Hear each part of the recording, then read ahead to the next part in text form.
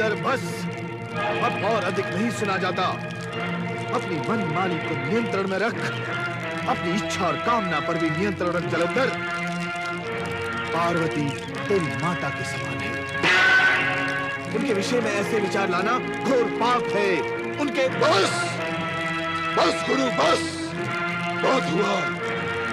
मैं जिसे अपनी पत्नी बनाना चाहता हूँ, तुम बस उसे मेरी माता बनाए जा रहे हो। माता वही होती है जो पुत्र को अपने गर्भ से जन्म देती है। बार बार माता माता कह कहकर मुझे भ्रम में डालने की आवश्यकता नहीं है गुरु।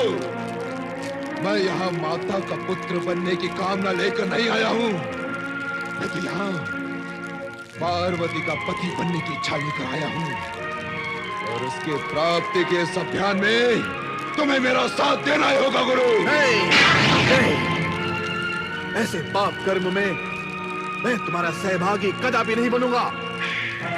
तो तुम अपने शिष्य का साथ नहीं दोगे? ऐसे पाप कर्म में यदि गुरु शिष्य का साथ देने लगे तो जन्मजात अपराधी भी लज्जित हो जाएंगे। गुरु का कर्तव्य होता है शिष्य को विजय मार्ग पर आगे बढ़ाना, उसे कुमार्ग से रोकना। पर तुम तो मुझे भी अपने साथ इस पाप की खाई में घसीटना चाहते हो। ऐसा सर्वथा नहीं होगा जलंधर। ये सर्वथा नहीं होगा तो फिर वो अवश्य होगा। क्या होगा?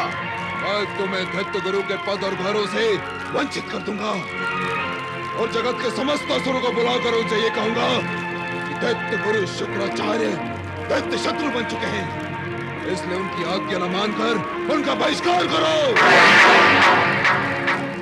ये देवताओं के पक्ष में सोचने और बोलने लगे हैं, इसलिए उनसे संबंध विच्छेद कर दो। मैं यही करूंगा। तुम अपने गुरु के साथ ऐसा कठोर व्यवहार करोगे? उस गुरु के साथ जिसे तुम अभी अभी अपना पालक पिता मान रहे थे? उस गुरु के साथ जिसने तुम्हें शस्त्र और शास्त्र विद्या में पारंगत बना दिया? मैं कुछ नहीं करूंगा गुरु, जो कुछ होगा तुम्हारी इच्छा से ही होगा। तुम्हारी इच्छा मेरा सहभागी बनने की नहीं है, तो मेरी इच्छा भी तुम्हें अपना गुरु बनाए रखने की नहीं होगी। जलंधर, अपने गुरु से प्रतिशोध लेने के लिए क्या तुम समस्त असुर जाति को गुरुहीन कर दोगे? गुरुहीन होकर असुर जाति मिट नहीं जाएगी? मिट जाने दो समस्त असुर जाति को, पर महाबली जलंधर अपनी इच्छा नहीं मिटा सकता। हाँ, मुझे असुर जाति की रक्षा तो करनी ही होगी। फिर तो मेरा साथ भी देना होगा। अन्य कोई उपाय नहीं है जलंधर। शिष्य के सम्मुख गुरु ने सत्य को स्वीकार कर लिया, यह तो जगत में एक अनोखी बात हो गई गुरु। अब मैं चलता हूं अपने अभियान पर।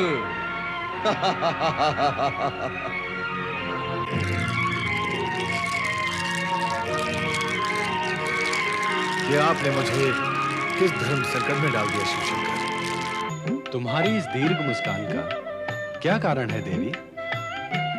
आज आपका ध्यान समाधि में नहीं है, इसलिए मेरा प्रसन्न होना स्वाभाविक है स्वामी। हमारी समाधि का तुम्हारी प्रसन्नता से क्या संबंध है देवी? स्वामी, आज आपकी समाधिस्थ न होने के कारण आपको अवकाश है, समय है, इसीलिए मैं आपसे कुछ अपने मन की बात कह सकूंगी। कहो, क्या कहना चाहती हो? ये बताएं प्रभु, लक्ष्मी देवी और श्री हरि विष्णु जलंधर के अतिथि बन चुकने के बाद अब देवताओं के शुभ चिंतक रहेंगे या नहीं? नहीं। जलंधर के विषय में चर्चा हुई है तो ये भी सुन लो, कैलाश निवासिनी पार्वती, अब तुम्हें जलंधर के महल में महारानी बनकर रहना होगा। मैं इस समय यहाँ यही प्रस्ताव लेकर आया हूँ। अरे दुष्ट राहुल, श्री हरि विष्णु के सुदर्शन चक्र से कटकर भी तूने पापाचार और अनाचार त्यागा नहीं। अब क्या तू हमारे क्रोध से भस्म होने यहाँ आया है? पहले मैं इसी भय से भयभीत हुआ था, किंतु फिर ध्यान आया मैं अमृत पीकर अमर हो चुका हूँ। इच्छा करने पर भी आप मेरा कुछ भी अहित नहीं कर पाएंगे। मुझ पर क्रोध करना व्यर्थ होगा महादेव। मैं तो केवल महाबली जलंधर का संदेश प्रस्ताव लेकर यहाँ आया हूँ। और सुंदरी पार्वती, तुम भी सुनो। इस हिम शीतल कैलाश से दैत्यराज जलंधर का राजभवन कहीं अधिक सुखमयी है। वहाँ आप दैत्यों की सम्राज्ञी बनकर रहेंगे।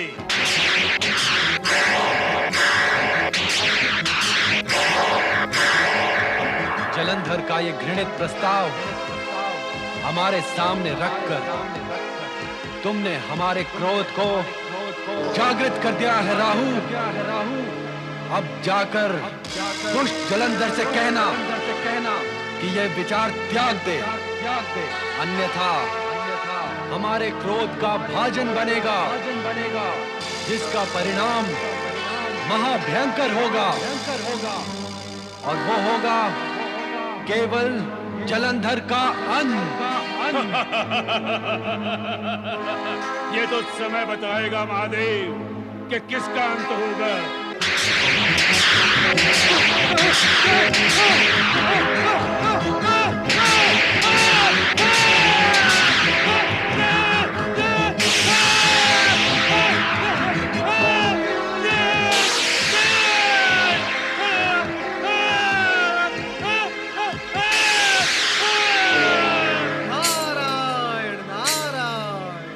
असुर सम्राट जलंधर की, असुराधिपति जलंधर की, असुर सम्राट जलंधर की, महाबली जलंधर की, असुर सम्राट जलंधर की।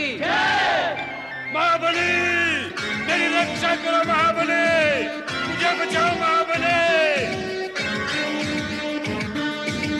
मुझे शिव के क्रोध से बचाओ महाबली, मेरी रक्षा करो महाबली। तूने तो अमृत को भी विष कर दिया। अमृत पी लेने पर भी मृत्यु से डरकर कायरों के भांति चित्कार करता है। जिस जलंधर के सम्मुख आते हुए भय भी भयभीत होता है, उसके सम्मुख आकर तू भय से भयभीत क्यों हो रहा है? पर महाबली, राहु, हमारे सामने आने से पहले ये पर और परंतु समुद्र में फेंक कर आया करो। हमारे राज्य में शिव और उसका क्रोध प्रवेश नहीं कर सकता।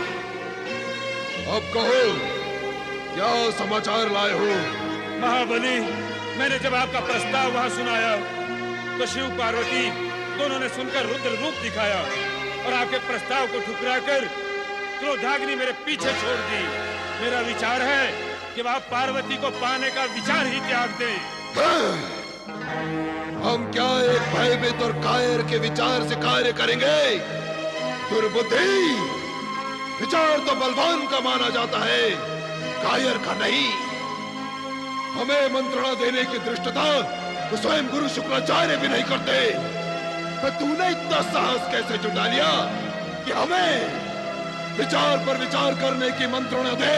महाबली, जो विचार नहीं करता वो अनाचार, पापाचार और अत्याचार करने लगता है। राहु, अपने शब्दों को विराम लगा, नहीं तो कहूंगा, अवश्य कहूंगा। विचार नष्ट होने से बुद्धि भ्रष्ट होती है, बुद्धि भ्रष्ट होने से जीवन नष्ट होता है, जैसा कि मेरे साथ हुआ। अब आपकी भी यही गति होगी। अब और अधिक आपका साथ देकर अपने आप को संकट में नहीं डालूंगा।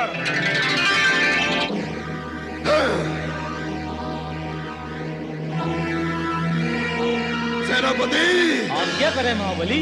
तुरंत कैलाश पर आक्रमण करने की तैयारी करो। जैसी आपकी आज्ञा महाबली। और गुरु शुक्राचार्य से जाकर कहो कि हमारे इस कैलाश विजय अभियान में तुरंत सम्मिलित हो। आपकी आज्ञा का पालन होगा महाबली। क्या गुरु शुक्राचार्य की मति इस सीमा तक भ्रष्ट हो गई है कि उन्होंने अपने जनक शिव पर आक्रमण करने के लिए जलंधर को परामर्श दे डाला?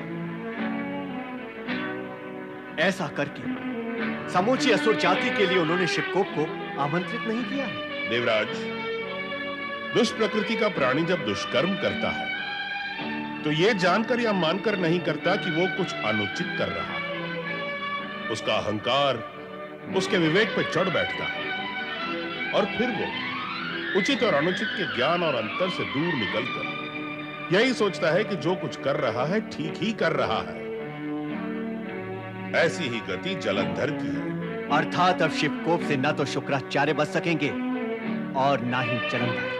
यह सत्य है कि शिवकोप से बच सकना असंभव है, किंतु यह भी सत्य है कि अपनी पत्नी वृंदा के सतीत्व के फलस्वरूप जलंधर अपार शक्तिधारी है। यदि अपार शक्तिधारी अपनी शक्ति का दुरुपयोग करे, दूसरों के अधिकारों का हरण करे, अनैतिक और अनुचित आचरण से किसी वस्तु को प्राप्त करना चाहे, तो क्या उसकी अपार शक्ति क्षीण नहीं हो जाती? क्या वो नैतिक और चारित्रिक रूप से दुर्बल नहीं हो जाता? हाँ देवराज, ऐसा शक्तिशाली भी ऐसी स्थिति में दुर्बल हो जाता है। इसका अनुभव स्वयं आपको भी तो है। आप मुझे लज्जित कर रहे हैं गुरुदेव। सत्य की स्वीकृति में लज्जा कैसी? सत्य स्थान अवश्य बदलता है, किंतु स्वयं कभी नहीं बदलता। और यह सत्य जगत के हर एक प्राणी पर घटित होता है। मैं, तुम, जलंधर अथवा अन्य कोई भी जब अपनी शक्ति का दुरुपयोग करके दूसरे के लिए कष्ट का कारण बनते हैं, तो यही कष्ट देने की भावना सिर पर बैठकर हमें दुर्बल बनाती है और हम स्वयं कष्ट में आ जाते हैं। देखना, यही गति जलंधर की भी होगी। मेरे भैया जलंधर ने कार्य तो अनुचित ही किया है। क्या भोलेनाथ उसे क्षमा कर देंगे अथवा दंड देंगे? देवी लक्ष्मी, अब क्या होगा प्रभु? जो भी होगा विधि की रचना के अनुसार ही होगा। अर्थात भगवान शिव क्या मेरे भैया जलंधर को अपने क्रोध से भस्म कर देंगे? तुम क्या चाहती हो? वो तुम्हारा भाई है, इसलिए भगवान शिव कैलाश पर उसका स्वागत करते हुए पार्वती को सहर्ष उसे सौंप दे और उससे कहें कि पार्वती मैं तुम्हें सौंपता हूं, भस्म मैं किसी और को कर दूंगा, क्योंकि तुम लक्ष्मी के भाई हो। यही चाहती हो तुम? मेरा अभिप्राय ऐसा तो नहीं है। तो फिर क्यों चिंतित हो अपने उस भाई के लिए जो महापाप और दुष्कर्म के लिए सचेष्ट है? क्यों डूबी हो शोक में अपने उस महापात की भाई के लिए जिसे न तो बहन बहनोई की लाज है और न ही महाशक्ति का मान सम्मान? धरती के प्राणी इसी कारणवश तो दुखी हैं। जगत में इसीलिए तो अशांति है। मानव का चरित्र इसी कारण से ऊपर नहीं उठ पा रहा है। नैतिकता और मर्यादा इसीलिए तो सीमाएं लांघ चुकी हैं। किस लिए प्रभु? किस लिए? ये सब आप किस विषय में कह रहे हैं? स्पष्ट है कि तुम्हारे और जलंधर के विषय में कह रहा हूं। जब एक भाई किसी की पत्नी पर कुदृष्टि डालता है, तो बहन को दुखी होने की क्या आवश्यकता है? उसे तो क्रोधित होना चाहिए। उसे विधाता से प्रार्थना करनी चाहिए कि उस महापापी को धरती से उठा ले। यदि ऐसा हो तो पापी पाप करने में संकोच करेगा, किंतु ऐसा होता नहीं।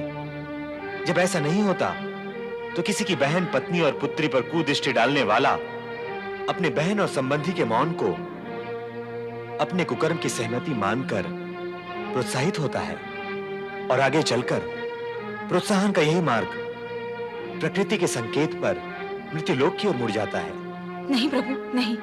एक चरित्रहीन भाई के हित में तुम कई बार नहीं बोल चुकी हो, किंतु जगदंबा पार्वती के प्रति मर्यादाहीनता का आचरण करने पर भी तुमने उसका विरोध करते हुए भी एक बार भी नहीं कहा।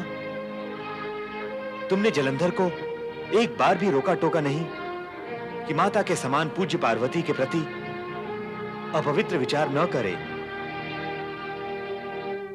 जगत के साधारण प्राणी और मानव इसी पक्षतापूर्ण व्यवहार के कारण ही दुखी, अशांत व पीड़ित हैं। वे भूल ही जाते हैं कि पति, पुत्र व भाई को कुकर्म के लिए प्रताड़ित न करके निष्पक्ष भाव से उनका कठोर विरोध न करने से वे कुकर्मी को कष्ट के कठोर कुठारे में ढकेल रहे हैं। क्या हम सबको ये आचरण शोभा देता है? नारायण नारायण, ऐसा करना तो पृथ्वी के प्राणियों को भी शोभा नहीं देता श्रीहरि, किंतु मनुष्य का तो स्वभाव ही बन गया है। नारद, अब तुम किस स्वभाव की बात करने लगे? मनुष्य स्वभाव की बात कर रहा हूं मैं माता, मनुष्य स्वभाव की बात कर रहा हूं। इन दिनों धरती वालों ने जो आए सो प्रसन्न जाए की नीति अपना रखी है, अर्थात कोई किसी को दुष्कर्म करने से रोकता नहीं। क्यों? सभी दुष्कर्मी हैं। एक दुष्कर्मी दूसरे दुष्कर्मी को दुष्कर्म करने से क्यों रोकेगा? नारायण नारायण। क्या धरती पर एक भी सत्कर्मी शेष नहीं रहा? नहीं नहीं, इतना निराश होने की आवश्यकता नहीं। शेष है, किंतु करोड़ों में एक, जिसकी पुकार दूर तक नहीं जाती। इसीलिए कोई कुछ भी करता है उसे कोई कुछ नहीं बोलता। इसीलिए धरती पर अत्याचार और अनाचार बढ़ रहे हैं। नारद, तुम्हारे आने से विषय परिवर्तन हो गया है। तो मैं फिर चला जाता हूँ, विषय वर्तन में आ जाएगा। वैसे मेरा विचार है कि महाबली जलंधर के विषय में चर्चा हो रही थी।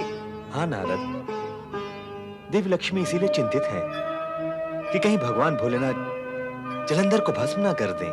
कदापि नहीं। अपने ही तेज से उत्पन्न महाबली जलंधर को वे कभी भस्म नहीं करेंगे। नारद की बात पर शंका ना करो देवी। जलंधर कितनी भी नीचता का प्रदर्शन करे, किंतु भोलेनाथ अपनी गरिमा के अनुरूप ही कार्य करेंगे। हाँ, दोनों के युद्ध का रूप क्या होगा ये तो समय ही बताएगा। नारायण नारायण।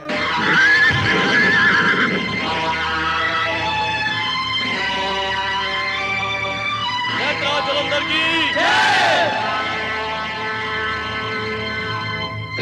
जलंधर की जय।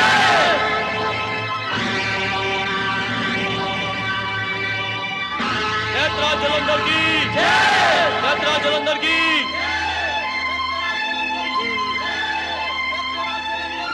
स्वामी, कैलाश पर पहुंचने से पूर्व ही इन्हें नष्ट कर दें। जलंधर को कैलाश तक पहुंचने दो। उसकी धृष्टता का दंड उसे अवश्य मिले।